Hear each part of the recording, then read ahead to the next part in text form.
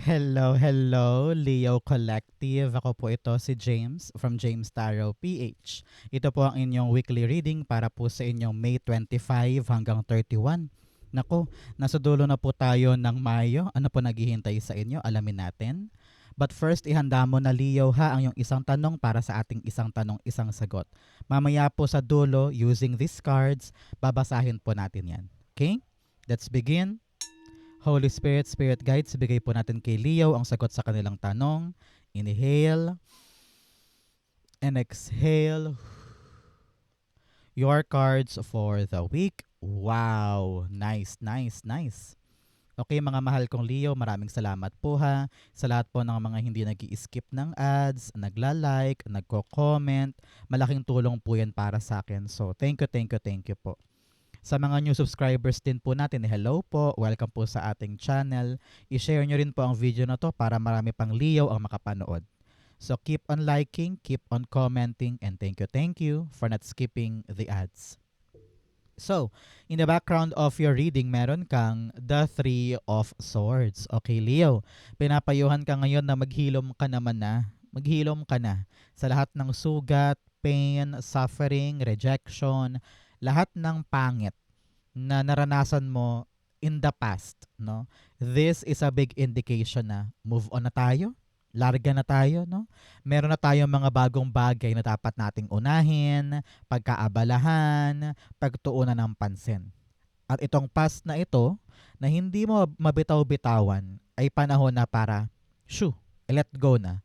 Because hindi mo deserve na pasanin ito. Kung ikaw man ngayon ay naghihintay ng apology, naghihintay ka ng resolution, naghihintay ka ng closure, huwag mong pilitin. It will arrive at the right time. Pero ngayon, huwag mong buruhin ang sarili mo, kakahintay doon. Tayo ka, larga, laban. Because the world won't stop revolving para lang hintayin to. Gagalaw ang mundo, kaya kailangan gumalaw ka din. Huwag mo hayaang nagpapakatali ka sa past heartaches na ito. Okay? Importante yan.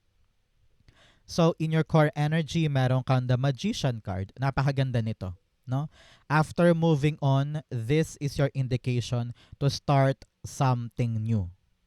Meron kang idea, meron kang plano, meron kang gusto sanang magawa sa buhay mo moving forward. And ito yung great indication for you, Leo, na magsimula na. No? Tawagan mo na, actionan mo na, puntahan mo na, mag-inquire ka na, lapitan mo na, kausapin mo na. The action will start now. Okay? Kung talagang nais mong matupad yan sa buhay mo, kikilos ka. Kung baga parang sa roleta, di ba pag merong mga game show, kahit sa Wheel of Fortune o kung saan man, kapag may roleta, hindi naman iikot yan mag-isa. Kailangan ikaw mismo ang hihigit para umikot siya, di ba? So, ganun yung paalala sa'yo dito. Gagalaw lang yung manifestation mo kapag gumalaw ka. So, ano pang hinihintay tungkol sa mga gustong mangyari? Ang question dito, may ginagawa ka ba? Kumikilos ka ba? Tumatayo ka ba? Meron ka bang effort para siya'y maganap? Kung nakatali ka pa din sa past na ito, ay naku talaga namang maraming harang. Pero kung talagang this week, marirealize mo, ay, ayoko na alalahanin yung mga negang yan. Move on na ako, larga na ako. Meron akong dapat pagkaabalahan. Dito na lang mga ko tututok. Okay? Magician card, you have the Magician card. Clarify niya ang kanyang sarili. Isa pa, you have the Six of Swords. Pag talagang umaksyon ka at nanalig ka sa iyong kakayanan, sinabi mo, kaya ko to, magagawa ko to, ma-achieve ko to, I have the enough tools, skills, ability, knowledge para magawa to. Ayun, mag-move forward ka na, kikilos ka na. No? Ang tema talaga ng reading mo today, move on, te. Dahil meron pa naghihintay para sa'yo. Okay? Merong bago, mas magaan, mas matuwid, mas maunlad, mas elevated kumpara sa mga pinagdaanan mo noon.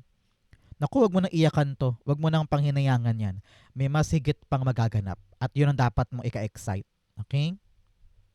So, mga mahal kong Leo, ano ba yung wish na yan? Meron ka bang winish na gusto mong matupad this week? I-comment mo sa baba. Be specific nang sa ganun matupad talaga siya para sa'yo. Okay?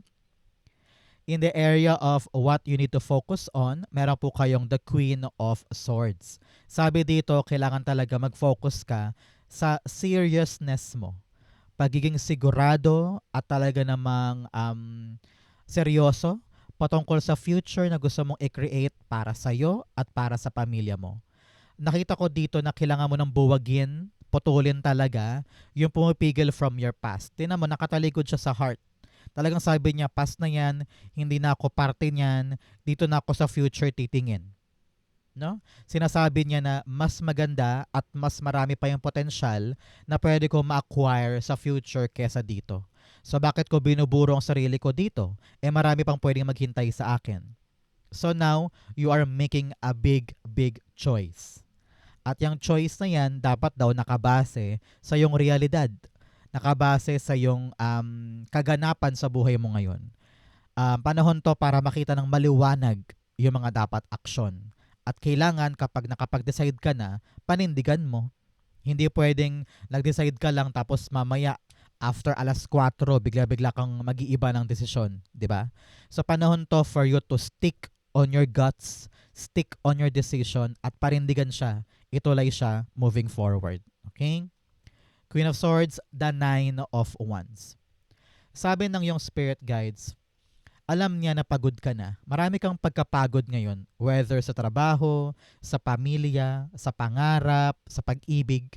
Pero palagi mo daw bigyan ng sarili mo ng tsansa pa. No? Ikaw dapat daw ang hindi sumusuko sa iyong sarili.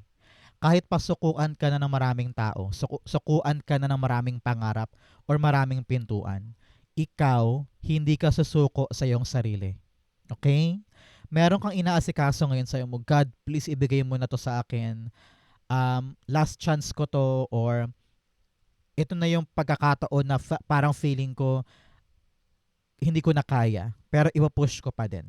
So focus on that. Bumira ka, lumaban ka, tumayo ka, magsalita ka. Get your win. And this time, magabago na yung kwento ng journey mo. Okay? So, mga Leo, taga saan po kayo? Saan parte po kayo ng Pilipinas o buong mundo nag-e-enjoy ng ating special reading? Comment down below po. In the area of what you need, you have the High Priestess. Alam mo, sabi dito, si High Priestess, hindi niya kailangan malaman lahat. Hindi. Hindi niya kailangan magets yung pinakamaliit na detalye hanggang sa katiwasayan ng lahat. No eh. Hindi niya kailangan malaman lahat ng detalye. Ang kailangan mo lang, sa loob-loob mo, sa instinct mo, alam mo na kailangan ko tong gawin. Alam ko na para sa akin to. Alam ko na kailangan ko nang simulan yung hakbang or yung journey. Alam ko na kailangan ko na mag-decide. Walang kasiguraduhan, walang mapanghahawakan, walang klaro, pero alam mo na panahon na. So, kapitan mo yung instinct mo this week. Okay? Meron kang mga panaginip na sobrang liwanag. Meron kang mga angel numbers or mga quotes online. O kaya mga kanta na pag napakinggan mo, parang tinamaan ka. Tapos, meron kang na-realize. Meron kang napagmuni-munihan. Those are your angel guides and spirit guides talking to you. Making you realize kung ano yung mga sagot na dapat mong maintindihan. 'Di ba? So panahon to para magtiwala sa sarili, sa iyong judgment, sa iyong nararamdaman, sa iyong kutob. Malaking bagay ito para tulayan. Kahit malabo, kahit di sigurado, kahit wala kang pinanghahawakan, pag alam mong kaya at gagawin na, push it. Okay? High Priestess, you have the Three of Swords. Meron kang 3-3 here, angel number po yan, of your ancestors' protection. Meron daw po kayo na mayapang kamag-anak sa kabilang buhay na hanggang ngayon ginagabayan ka pa din, pinaprotektahan ka. So after watching this video, Leo, magtirik ka ng kandila, ha? O kaya magdasal ka para pasalamatan po yung mga kamag-anak mo sa kabilang buhay for their love, protection, and guidance. Okay? Three of Swords, clarifying our High Priestess. Sabi dito, huwag kang papabulag sa lahat ng pain na dinanas mo noon. Hindi tuldok ito sa buhay mo. Okay? Hindi ito ang katapusan, hindi ito ang magde-define ng buong pagkatao mo o ng journey mo. Nasaktan ka, yes, pero gamitin mo yung mga lesson na yan para pagtibayan ang iyong sarili. Para makita mo yung red flags sa green flags. Para malaman mo kung ano yung dapat kong ituwid sa kabila ng pinagdaanan mo. Gamitin mo siyang lesson, pero dapat hindi siya makahadlang sa mga gagawin mo. Okay? Panahon din to para, I don't know why, para kilalanin mo na may magagawa ka, na may abilidad ka, meron ka ring ibubuga. Okay? In the area of what's affecting your current energy, meron kang the Strength card. Si Strength card here, sabi dito, magpakatatag ka. Hindi pwedeng nainis ka lang, naghintay ka lang ng konting oras, bitaw agad. No? Hindi pwedeng ngayon yung parang mainipin or frustrated, masyadong desperado, kaya minamadali. No, bawal yan. Dapat dito, maging matapang, matibay, magkaroon ng mahabang pasensya, at wag mong mamadaliin yung proseso. Kasi kapag nagmamadali ka, diyan ka madadapa. At kapag nadapa ka, magiging komplikado pa yung sitwasyon. Di ba? So, just relax. Tinan mo siya. Hawak-hawak niya sa bibig yung lion. Di ba lion yan? Baka mag-retaliate, baka maging violente, pero hindi. Napaka-relaxed nung lion sa kanyang mga hawak. Ibig sabihin, Leo, ikaw to, no? Pag lumalabas ka sa iyong reading, napaka-powerful mo. May powerful energy ka para solusyonan yung problema or harapin yung mga bagay na dapat mong harapin ngayon. So, kunin ang power, kayang-kaya mo yan, you can make things happen at hindi na makaka-apekto sa'yo anytime or anymore yung mga nangyari in the past. Okay? Strength card, the Queen of Swords. 2 beses lumabas si Queen of Swords, talagang tinatawag ka na, tayo, speak up, kilos, make a choice. Magkaroon ka ng paninindigan sa isang bagay. At kailangan niya ng tapang. Okay? Kailangan niya ng pasensya. Kailangan niya ng metikulosong pagkilos. Nang sa ganon, yung tapang mo ngayon, yung desisyon mo na yon, ay magkaroon ng magandang resulta. Okay? In the area of your near future, meron kang the Hermit card. In the near future, your questions will be answered. Matagal ka naghanap, sabi mo, ano ba talaga yung para sa akin? Saan ba talaga ako pupunta? Ano ba yung purpose ko? Ano ba yung dapat kong desisyon? In the near future, ang tabayanan mo, 9 days, 9 weeks, or 9 months, liliwanag na sa isip mo na parang, gets ko na. Gets ko na. Panahon na to for me to be independent, to be powerful enough to chase or embrace yung alam kong para sa akin. Walang duda, walang takot, walang alinlangan, walang pagadalawang isip. Because you know na nandito na yung gusto ko. Na kontento na ako sa hinanap ko. Na wala nang kakulangan sa aking mga hinahanap. You are now empowered, complete, and really knows kung ano yung mga gagawin mo pa sa mga susunod na buwan or taon. Congratulations. Hermit card, you have the Nine of Cups. Yes. Alam mo na, Leo, pag lumabas si Nine of Cups in any of my reading, this is a confirmation for you to make a wish. So ngayon, pumikit ka na dyan, mag-wish ka na, darating yan. Nine of Cups sa Hermit. Sabi ko nga kanina, mahahanap mo na yung talagang gusto mo or katuparan sa buhay mo. Kung saan ka fulfilled, kung saan ka kontento, kung saan ka masaya, yung wish na yan, darating mahahanap mo. At yung paghahanap na to, makapasabi ka na lang na, worth it lahat. Lahat ng sakit, hardship, pag-iyak, puyat, pagod, pagkalito, lahat ng conflict na sinuong ko, lahat yon worth it. Kasi dinala ka sa gusto mo talaga. Dinala ka ng lantern na ito sa pangarap mo. And this time around, makukontento ka na, makakapag-relax ka na, kasi natagpuan mo na. Congratulations. Okay? In your challenge, meron kang the 10 of Swords. Sabi dito, wag mo laging isipin na biktima ka. Kapag nadapa, kapag napagod, kapag nag-fail, kapag nalugi, kapag nasaktan, or na-reject, wag mo laging isipin na katapusan yan. May chance ka pa para bumangon. No? Ang maganda dito, Leo, dulo na yan, rurok na yan. Yung pain na yan, yung suffering na yan, wala nang hihigit pa dyan. Nakarating ka na sa dulo ng painful cycle na ito. Kaya dapat kang mag-rejoice. No? Pero marami sa inyo, dinidibdib pa, umiiyak sa isang sulok, hindi makalabas ng bahay, hindi makakilos, walang enerhiya para lumaban sa buhay. Pero mali yun eh. Di ba? Huwag mong tambayan yung problema. Huwag mong tambayan yung nangyari.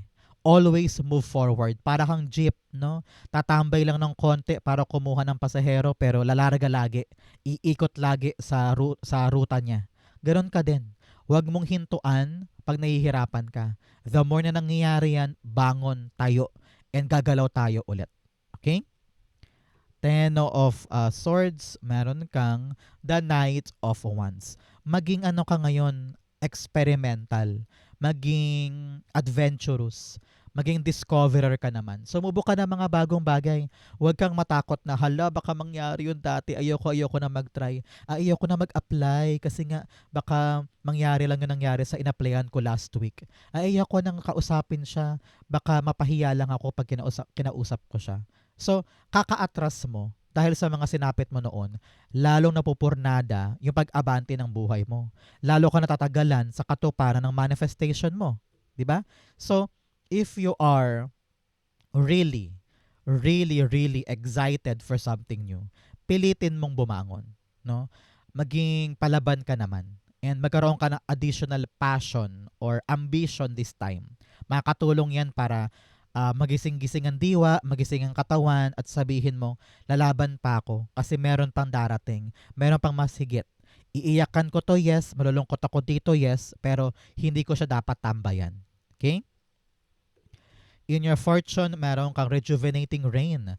Clear the past and heal the present. Sabi dito, gawin mong buo ang sarili mo. Huwag sumuko. Mag-decide na harapin yung bagong bukas.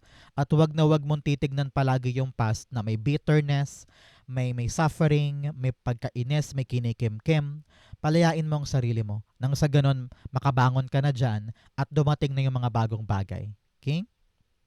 You also have the King of Pentacles in your fortune. Sabi dito, panahon na Leo para buuin yung mga bagay na long-lasting. Trabaho, negosyo, kaperahan, career, projects, reputasyon, um, family life. No?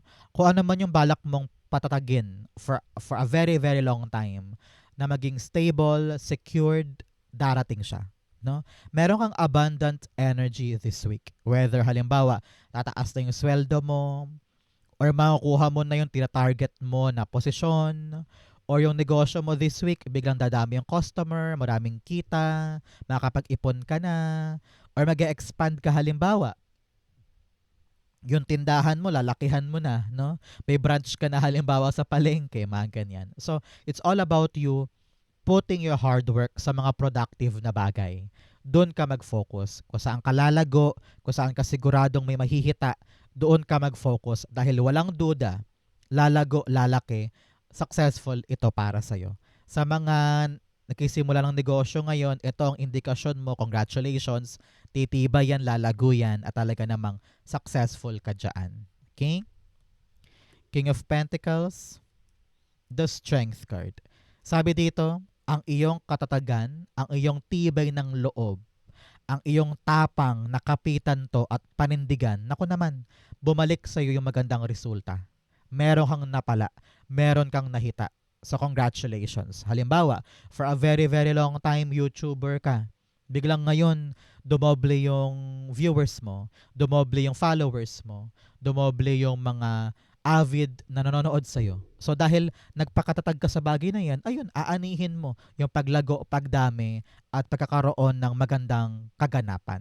Okay? So, asahan mo, kung ano man tong mga tinitiis mo at talagang pinagsumikapan mo, asahan po this time ang magandang paglago. Congratulations.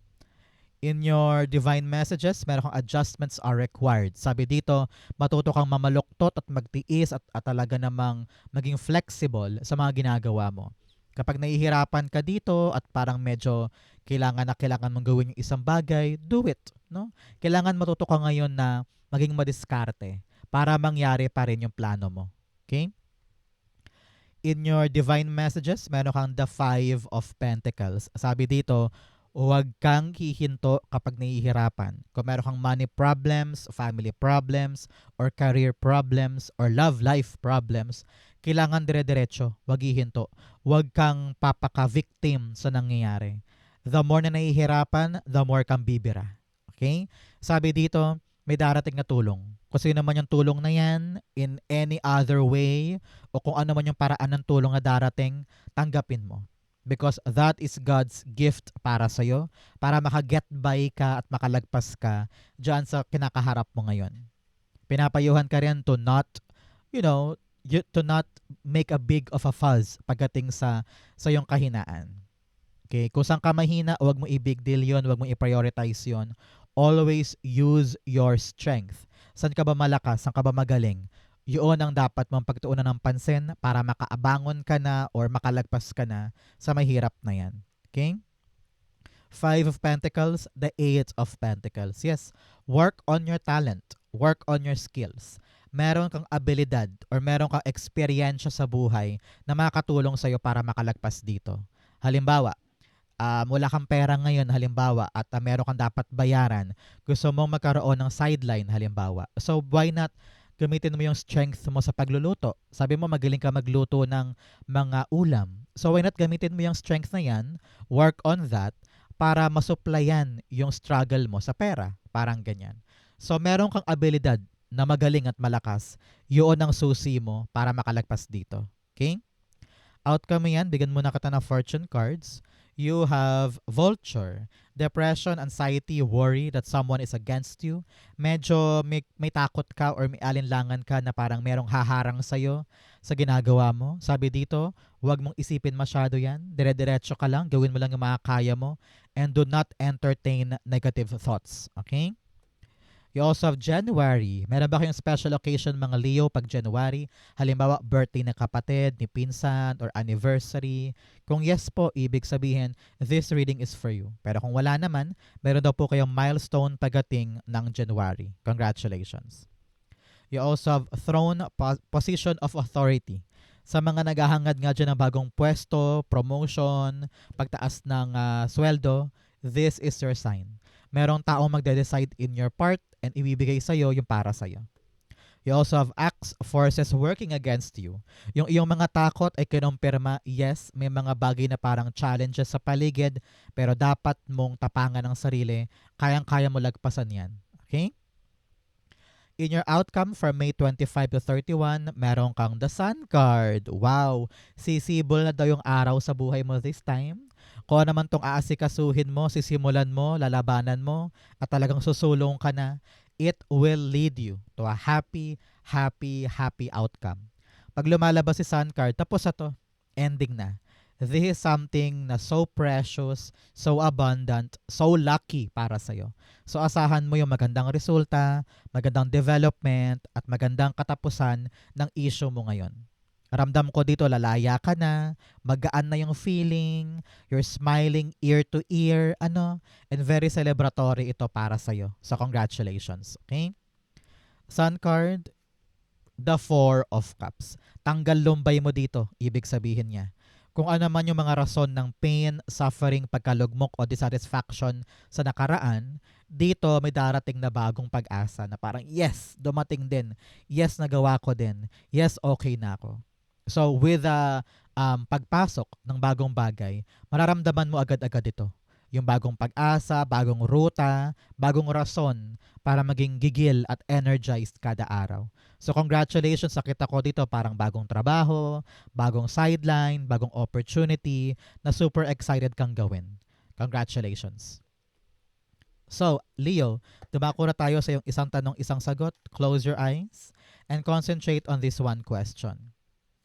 Inhale and exhale the answer to your question. You have Page of Swords, the Seven of Cups, and the Queen of Swords. At the bottom, meron kang the Hanged Man. Okay, si Hanged Man, alam ng yung spirit guides na parang nalilito ka.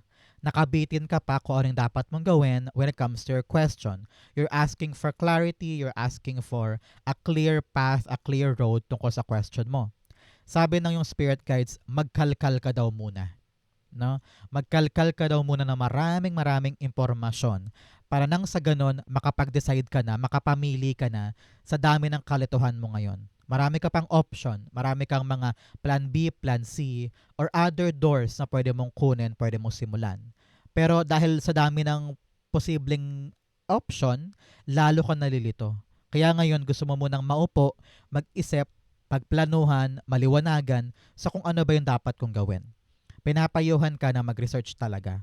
Dapat mong kalkalin ano ba yung pros and cons, ano ba yung advantages and disadvantages pag ito ginawa ko. What if ito kaya? Ano yung advantages sa disadvantages? Kailangan malinaw daw muna sa isip mo yan bago ka gagalaw. Okay? Kasi kung malabo, huwag ka muna mag-decide. Kung hindi ka pa sure, huwag ka muna mag-decide. Aramasan mo muna ang sarili mo ng maraming impormasyon para solid at matibay yung choice mo. Okay? So ngayon, pinapayuhan ka to sit down, relax, maupo, at talagang plansyahin mo muna yan. Marami ka pa daw dapat malaman bago tayo gumalaw. Marami ka pang dapat i-consider bago ka mamili or tumuloy. Okay? So, tama na yung confusion, maupo na, buksan ang isip, at kapag nakita mo na nakalatag na, nakita mo na kung ano yung mga dapat mong malaman, then decide. Kapag naliwanagan ng isip, saka ka umaksyon, paabante. Okay? So now, while we're talking, ang sagot ay no. Kasi nga marami ka pang dapat malaman, marami ka pang pagkalito na dapat mong asikasuhin, at meron ka pang dapat na clarity na hinihintay mong dapat dumapo sa'yo this time. Soon, you will make a choice. Pero nakaangkla siya dito. Kaya no muna. Asikasuhin mo muna to bago tayo dumiretso doon. Okay? Marami ka pang dapat malaman. So Leo, ito po yung isang tanong, isang sagot. Ganon din po ang yung May 25 to 31. Sa po kayo nakaresonate, comment below, babasahin ko po yan. Thank you Holy Spirit, Spirit Guides for the clarity and messages na dapat malaman ng mga Leo this week. Thank you po for watching hanggang dulo. I love you. This has been James for James Taro PH. God bless everybody.